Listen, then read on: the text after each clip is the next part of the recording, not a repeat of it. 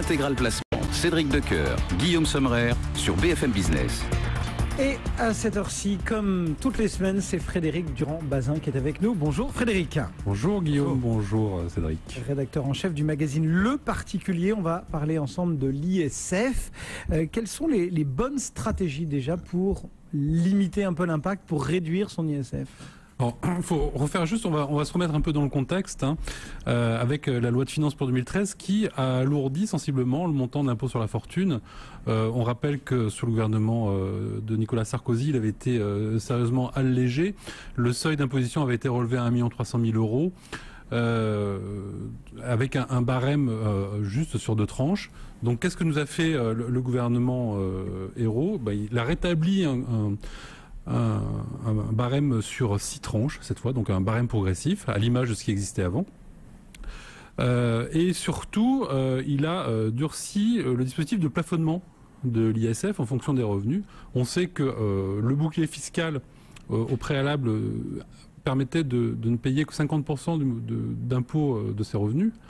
Là, on est remonté à 75%, donc c'est un dispositif qui est beaucoup plus dur. Et surtout, on a fait rentrer dedans un certain nombre de revenus qui, jusqu'à présent, ne comptaient pas dans ce dispositif de plafonnement. Donc voilà. Donc globalement, le tableau, il est plutôt assez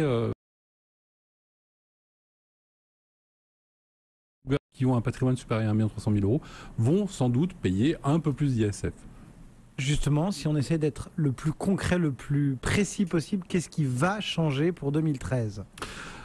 Alors, ce qui va d'abord changer, c'est on va mettre fin, enfin le gouvernement a mis fin aux stratégies d'optimisation du plafonnement, ce que je vous ai expliqué tout à l'heure. Jusqu'à présent, il était possible de mettre en place des dispositifs qui permettait de réduire ses revenus.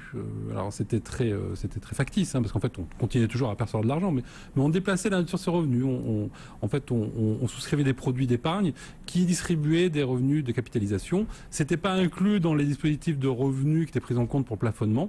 Désormais ça l'est. Donc il est beaucoup plus dur désormais de mettre en jeu ces stratégies basées sur le plafonnement de l'impôt sur la fortune. D'autres revenus rentrent en ligne de compte. C'est le cas des intérêts du PEL. Donc le PEL, ça concerne tout le monde, c'est pas uniquement les grandes fortunes, loin de là. Les gains capitalisés sur un contrat d'assurance vie, ça rentre à nouveau maintenant dans le calcul des revenus qui sont pris en compte. Encore que ça, certains fiscalistes nous disent que ça pourrait prêter à contentieux. Alors, on y reviendra tout à l'heure parce qu'il y a encore des choses à faire effectivement sur ce type de contrat d'assurance vie. Puis dans le même ordre d'idée aussi, alors ça concerne les actionnaires de sociétés familiales, les contribuables qui détenaient seuls ou avec leur famille au moins 25% du capital d'une société doivent désormais retenir l'intégralité des bénéfices distribuables de la société, même s'ils n'ont pas été mis en distribution. Donc à partir du moment où le bénéfice a été comptabilisé, qu'il soit mis en réserve ou qu'il soit distribué, il faudra en tenir compte. Bon, on est d'accord, ça joue un peu à la marge, mais pour les contribuables concernés, ça peut être assez important. À la marge quand c'est vu d'ailleurs. Et dernier point, il est plus possible de déduire de son actif taxable les dettes contractées pour l'acquisition d'un bien qui n'est pas taxable lui-même. C'était le cas, il y avait des stratégies qui étaient mises en place de démembrement de propriété. On achetait l'usufruit la nue propriété d'un bien immobilier. L'usufruit était délégué à un gestionnaire. On s'endettait pour ça et on s'endettait pour ça. On avait le droit de déduire l'emprunt. On n'a plus le droit parce que c'est uniquement l'usufruitier qui est redevable de l'ISF. Donc si vous êtes nu propriétaire, vous n'êtes pas redevable de l'ISF. Donc les dettes contractées par l'acquisition de cette nue propriété, elles sont exclues du champ d'application. Alors, on était un peu technique là, mais c'était important, me semble-t-il, de mettre un peu les choses au point. Voilà donc pour les grandes mesures. Les conséquences de ces mesures, est-ce qu'on peut d'ores et déjà un petit peu les chiffrer, les détailler ? Oui. La Direction générale des finances publiques a fait tourner ses calculettes. Et avec la nouvelle mesure, il va y avoir des gagnants, il va y avoir des perdants. Alors pourquoi est-ce qu'il va y avoir des gagnants ? Parce que par rapport au barème qui était en vigueur jusqu'en 2011, finalement les tranches sont plus resserrées. C'est-à-dire que jusqu'à présent, le taux marginal d'imposition était de 1,85 dans l'ancien régime, 1,85%. Là, on est resté à 1,50. Donc, ce qui veut dire qu'on va payer un tout petit peu moins d'impôts. Donc, il y a à peu près 48 000 gagnants dans cette affaire et ils vont, par exemple, on a fait les calculs pour un contribuable qui est imposé dans les tranches entre 1,3 et 1,4 million d'euros. Ils vont payer en moyenne 800 euros d'impôts en moins. Par contre, il va y avoir plus de perdants. Il va y avoir à peu près 210 000 perdants dans cette affaire. 210 000 contribuables qui vont payer un peu plus. Donc pour ceux qui sont dans la tranche à 1,9, entre 1,9 et 2,1 millions d'euros, ils vont payer environ 1700 euros de plus. Est-ce qu'il est encore temps, Frédéric, d'agir pour réduire son ISF 2013 ou est-ce qu'on doit s'exiler comme l'a fait Gérard Depardieu? Alors oui, il est encore temps. Il est encore temps d'agir. Vous n'avez plus beaucoup de temps, parce qu'on est, aujourd'hui le 18, et il faut savoir que l'impôt sur la fortune est toujours calculé sur la base du patrimoine taxable au 1er janvier de l'année d'imposition. Donc en fait, vous avez jusqu'au 31 pour agir, pour réduire votre impôt 2013. Alors, qu'est-ce que vous pouvez faire? Bon, il y a encore pas mal de placements qui permettent de réduire le montant de son patrimoine taxable. Alors, on va un peu les énumérer, mais c'est intéressant, notamment si vous voulez préparer votre retraite. Donc Guillaume, si c'est déjà votre préoccupation, on sait que la réforme, il y a une nouvelle réforme des retraites qui sera sans doute inévitable dans les années à venir. Donc vous pouvez souscrire un plan d'épargne retraite populaire, ce qu'on appelle un PERP. Donc c'est un produit qui vous permet de bénéficier de rentes à vie au moment de votre retraite et les montants des rentes sont calculés en fonction des sommes que vous y avez versées tout au long de votre activité. Alors pourquoi c'est avantageux au point de vue de l'ISF? Tout simplement parce que Ce qui m'éclate, c'est la proximité entre plan d'épargne populaire et ISF. Bah oui, mais il faut bien savoir que le PERP, c'est un produit pour riches en fait, malgré son nom. Donc l'intérêt, c'est que les sommes que vous allez y verser vont être sorties de votre patrimoine imposable. Donc ça, c'est le premier effet qui se coule. Le deuxième effet qui se coule, c'est qu'au moment où vous allez percevoir votre rente, à partir du moment où vous avez épargné pendant au moins 15 ans, la valeur de la rente, elle, sera également exonérée d'ISF. Donc c'est le double effet ISF sur le plan d'épargne retraite populaire. Il y a exactement les mêmes effets pour un autre dispositif qui, lui, ne s'applique qu'aux professions libérales, c'est la fameuse loi Madelin, donc les produits Madelin. Ces avantages seront maintenus en 2013. Ces avantages seront maintenus en 2013. Ils n'ont jamais été écornés. Il faut savoir que le PERP date de 2003 et que c'est une constante. Quel que soit le gouvernement, ces produits d'épargne ont toujours été épargnés, tout simplement parce que la retraite est un enjeu fondamental et que ça fait quand même un petit plus pour pouvoir souscrire ce type de produit.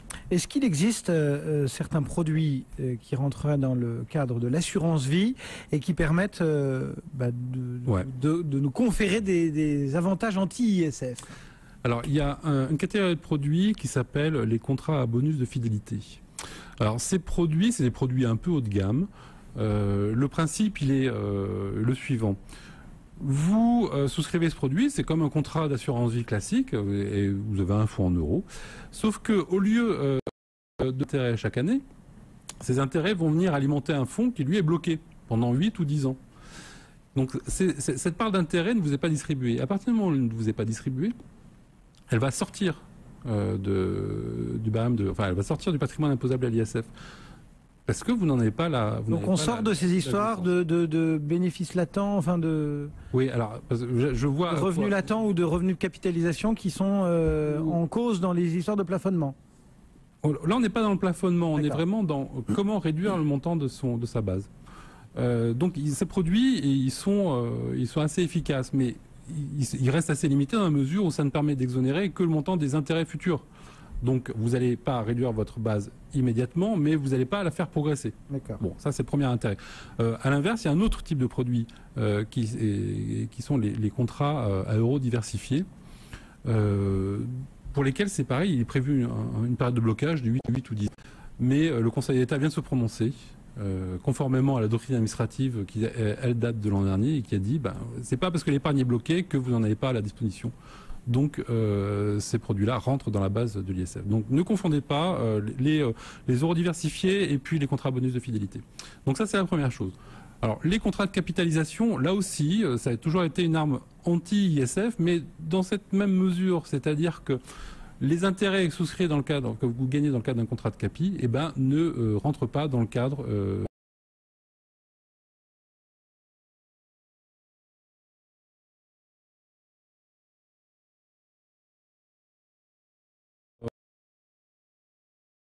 qui est le dispositif qui permet de réduire éventuellement le montant de son impôt. Voilà. C'est un peu compliqué, c'est pour ça que je vous invite quand même très largement à vous référer au particulier dans lequel nous avons tout développé l'ensemble de ces mesures. Et c'est sur ce point-là que les fiscalistes vont peut-être aller titiller du côté de Bruxelles. Hein. C'est pas impossible, effectivement. Est-ce que l'immobilier permet lui aussi, il nous reste grosso modo 2 minutes. Hein. Alors oui. Est-ce que l'immobilier permet aussi d'avoir un impact anti-ISF? Donc on va aller très vite, oui. Vous pouvez réduire votre base imposable à l'ISF en investissant uniquement dans la nue propriété d'un bien. Donc je rappelle que quand le bien est démembré, donc d'un côté l'usufruit, de l'autre côté la nue propriété, c'est l'usufruitier qui est taxable à l'ISF pour la valeur du bien dans sa pleine propriété. Donc là, le nu propriétaire, sort de sa base imposable le montant de son investissement. Voilà, des choses à savoir pour agir avant le 31 décembre 2013 pour 2012, pour réduire son ISF 2013. Est-ce qu'on pourra aussi agir après le 31 décembre et en début d'année 2013? Oui, vous avez la possibilité cette fois pas de réduire la base, parce que c'est trop tard, mais vous avez la possibilité de réduire le montant de votre impôt en souscrivant un certain nombre de produits qui sont à destination des PME, donc c'est les fonds d'investissement de proximité, les fameux FIP, et les fonds communs de placement dans l'innovation, donc les FCPI, spécial ISF. Donc quand vous investissez dans ces produits, il y a une quote-part qui vient en déduction du montant de l'impôt que vous devez. Donc c'est assez efficace, ça permet de réduire son impôt de manière assez drastique, mais comme toujours, la vigilance doit rester de mise parce que ces produits sont des produits à risque. Et peut-être qu'au final, lorsqu'on vous restituera l'argent que vous y avez mis, l'économie sera entièrement mangée par les pertes de ce produit. C'est ça. Et même si on peut encore agir à travers ces produits après le 31 décembre, il vaut quand même mieux agir avant le 31 pour réduire l'ISF. Il vaut mieux réduire sa base que de nous réduire le montant de l'impôt. Voilà. Eh bien voilà ce qu'on pouvait dire concernant cette ISF. On rappelle que la date pour la surface d'imposition, c'est le 31 décembre. C'est comme le fiscal cliff, hein, c'est dans 13 jours. Merci Frédéric Durand-Bazin. Vous restez avec nous d'ici une petite dizaine de minutes maintenant. On répond à toutes les questions de nos auditeurs.